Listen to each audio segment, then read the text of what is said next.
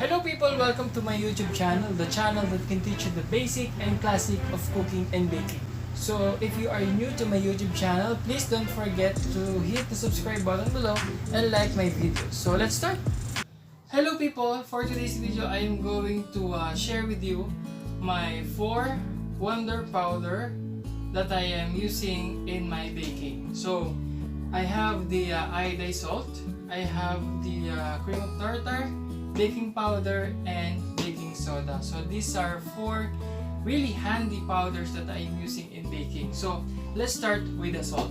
Okay, so the salt, of course, in baking it is always advisable to use a iodized salt rather than the rock salt, because iodized salt have the finer texture than the rock salt, so it will be easily to melt or incorporate to the ingredients that you are going to prepare. Okay, so again, if you are using salt, always use iodized salt. Okay, so the next one is the cream of tartar. So actually, this cream of tartar originally is from the barrels of a wine. Okay, so this is the mineral deposit from the barrels of the wine, the one that build up the acid from the wine itself. So technically nowadays, cream of tartar is just an artificial acid. So ang ginagawa nito guys is to stabilize the egg whites. Most likely yun yung kanyang purpose kung bakit may cream of tartar. So I'm using this in my chiffon, sponge cake, so anything that need to whip an egg whites, I am using this, including the icing, no? Because my favorite icing is the boiled icing, I need to use the cream of tartar to stabilize that icing. Next one is the baking powder.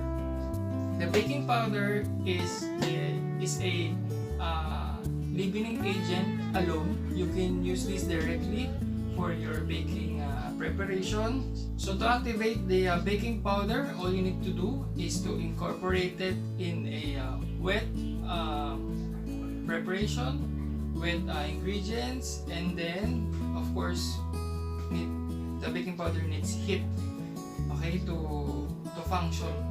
Okay, so the next one is the baking soda. The baking soda is actually the baking powder is baking soda also, but the baking soda itself has no acid, so it needs to have an acid. It needs to be wet, and it needs also the heat to activate. Again, the baking powder needs heat and liquid, but the baking soda needs acid, liquid, and heat. Usually when the recipe calls for baking soda, it has sour cream, it has buttercream, it has lemon juice, it has vinegar, so for it to activate. Okay, so these are my 4 major, I can say that this will be a leavening agent, because salt can improve the taste of baked goods. Cream of tartar leavens or stabilize the egg whites. The baking powder and baking soda, of course, it will definitely leaven the baking goods. So I do not include here the yeast because I am not a bread baker. I am a cake baker.